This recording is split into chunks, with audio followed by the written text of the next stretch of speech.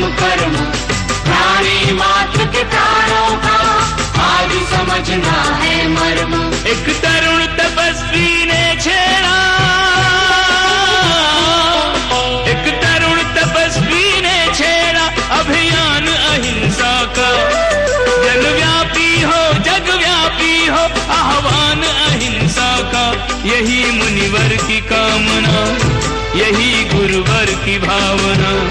अहिंसा महाकुंभ से धर्म की हो प्रभावना।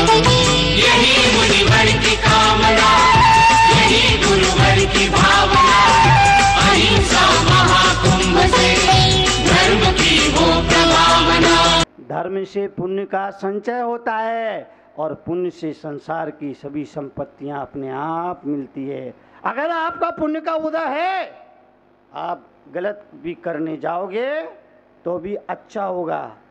एक आदमी बम्बई गया, उसके पास जोखिम थी, रात का समय हुआ, उसने सोचा मेरे पास जोखिम है, बम्बई में चोर उचक्के बहुत घूमते हैं, ऐसा सुना है, ये जोखिम है, रात हो गई, मैं कहाँ रहूँगा, कहीं ऐसा ना हो जोखिम कोई चुरा ले तो बड़ा मुश्किल हो जाए। उसने सोचा मैं क्यों ना छोटी मोटी चोरी कर लूँ, पुलिस मुझे पकड़ लेगी और हवालात में बंद कर देगी, रात भर तो सेफ्टी रहेगी, रात भर तो सेफ्टी रहेगी। ये सोच करके बारिश का समय था, एक महिला छाता लगा के उधर पास से निकल रही थी, वो भागा, उसके हाथ से छाता छीना और छाता छीन के भागने लगा। वो महिला बोली भाई साहब माफ करना, मुझे नहीं मालूम ये छाता आपका है, वो तो वहां रखा था इसलिए मैं उठा के चल दी। अब बताओ, अगर तुम्हारे पुण्य का उदय है, गलत करने भी जाओगे तो तुम्हारा साथ अच्छा होगा, और पाप का उदय है, सोने को भी हाथ लगाओगे वो भी मिट्टी हो जाएगी। इसीलिए पुण्य का संचय करो। पुण्य का संचय कहाँ से होगा? किसी दुकान में मिलता है, जाओ 2 किलो पुण्य ले आओ।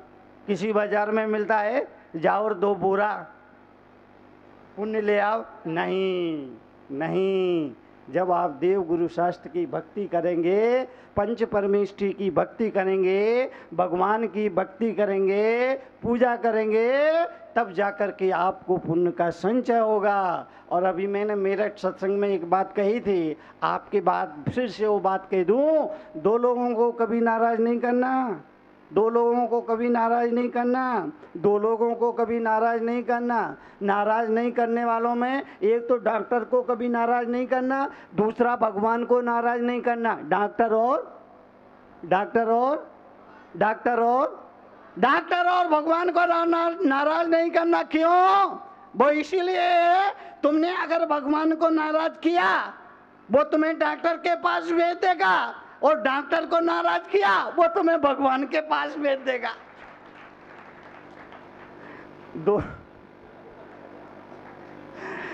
भगवान को नाराज, सुबह उठो, नाश्ता करने से पहले आस्था, पूजा, भक्ति करना मत भूलो।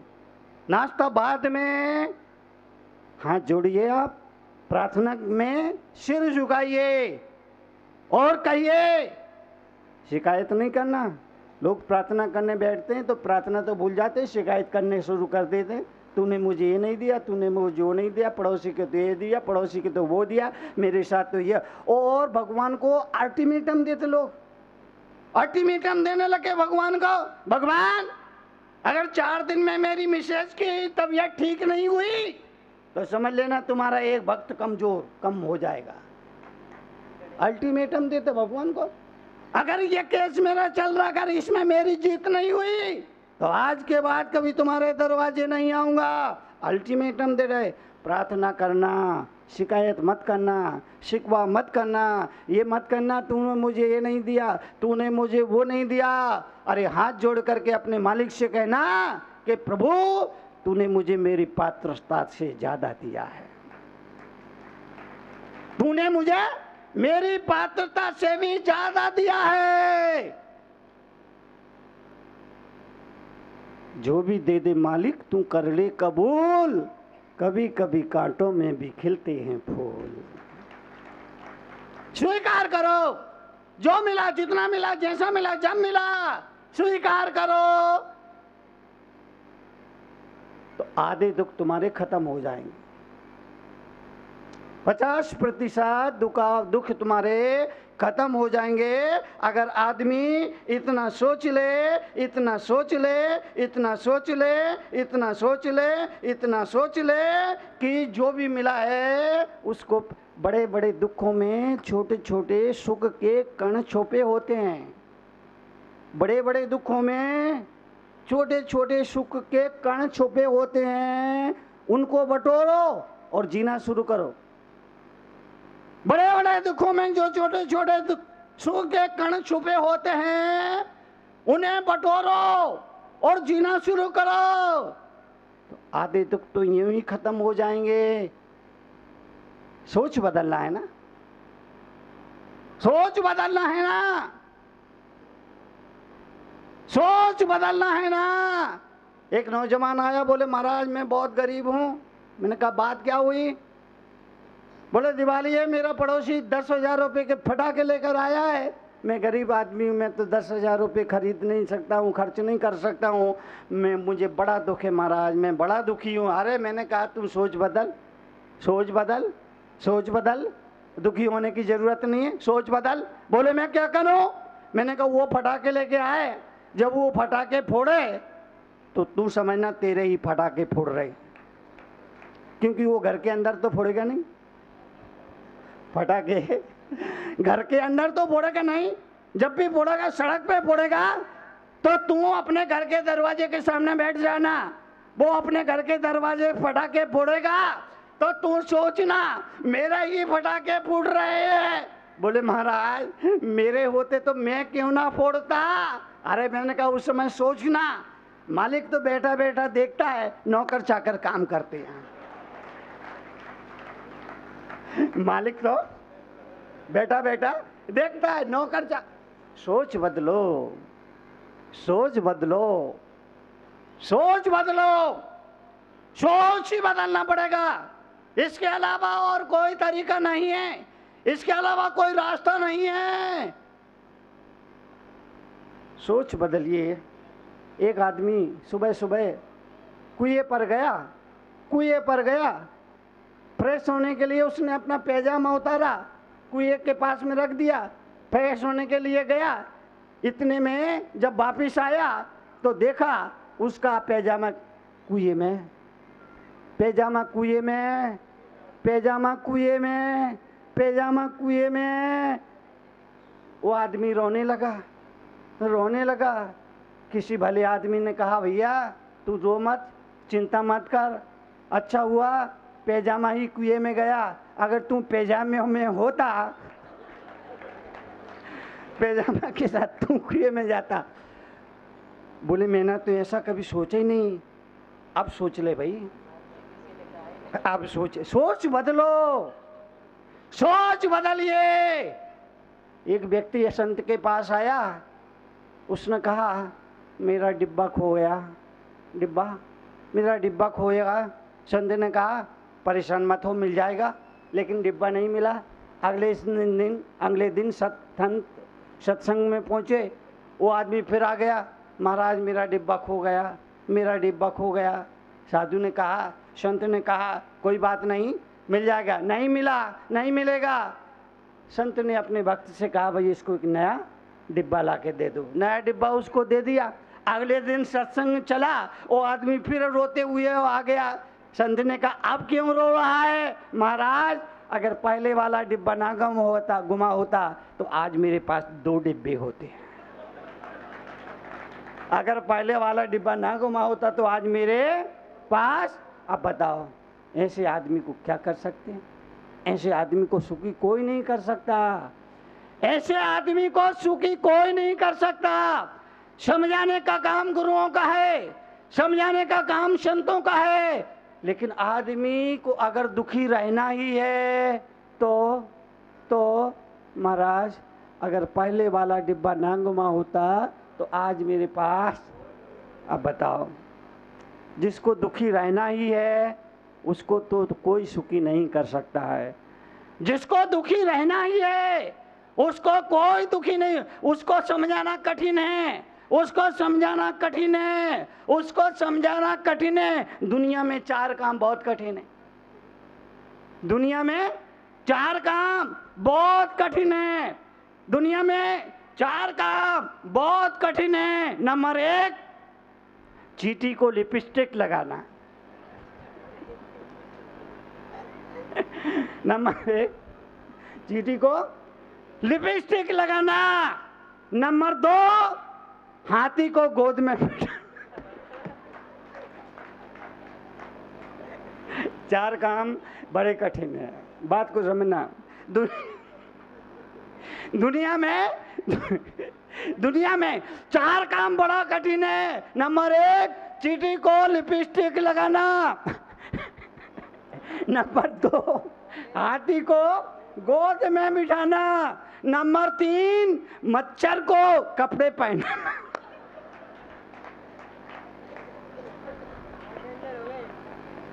नंबर 1, चींटी को लिपस्टिक लगाना।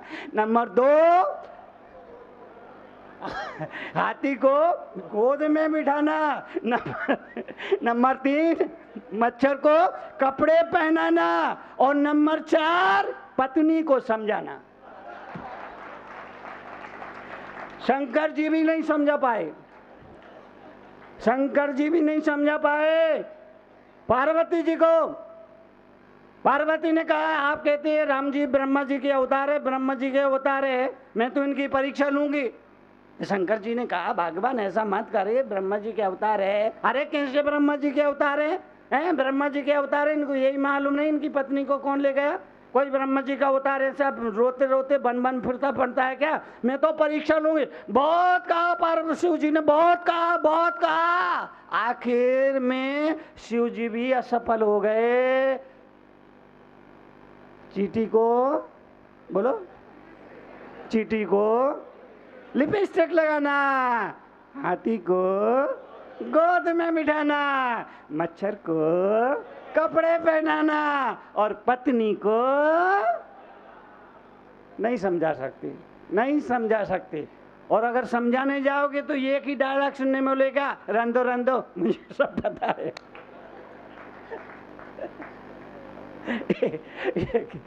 एक ही डायलॉग मिलेगा, रंदो मुझे सब पता है। और पति को एक बार जिंदगी में कम से कम एक बार तो ये उलाहना सुनने जरूर मिलता होगा। हर पति को, हर पति को कम से कम जिंदगी में एक बार ये उलाहना सुनना तो जरूर मिलता होगा।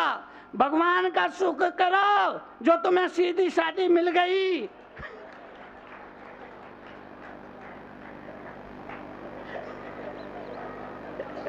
ये उंगली ऐसा उंगली करके दिखा रहे। अब ये मत पूछना महाराज आपको कैसे मालूम, प्लीज ये मत पूछना, ये इसके पीछे लंबी कहानी है। हर पति को जिंदगी में एक बार तो ये उलाहना सुनना जरूर मिलता होगा। भगवान का शुक्र, भगवान का शुक्र करो जो सीधी शादी तुम्हारे पल्ले पड़ गई। कहीं तेज तर्राट मिल गई होती ना तो तुम्हारी अकल ठिकाने लग जाते।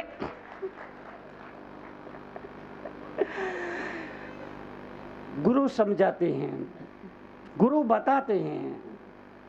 गुरु का काम पानी दिखाना है, पीना तो खुद पड़ेगा। गुरु का काम इशारा करना है, चलना तो खुद पड़ेगा। इसलिए आपसे निवेदन, जीवन के लिए, जीवन के परिवर्तन, जीवन की समृद्धि, जीवन के विकास के लिए एक वक्तव्य याद रखना, जहां तर्क है वहां, जहां समर्पण है वहां, बोलो, जहां तर्क है वहां, जहां समर्पण है वहां सबको स्वर्ग चाहिए। सभी स्वर्ग चाहते हैं, सबको स्वर्ग चाहिए, सबको खुशियां चाहिए, सबको सुख चाहिए। भगवान महावीर ने एक संदेश दुनिया के लिए दिया, जो व्यवहार आप अपने लिए दूसरों से नहीं चाहते हो, वो विवाह कभी दूसरों के साथ मत करो।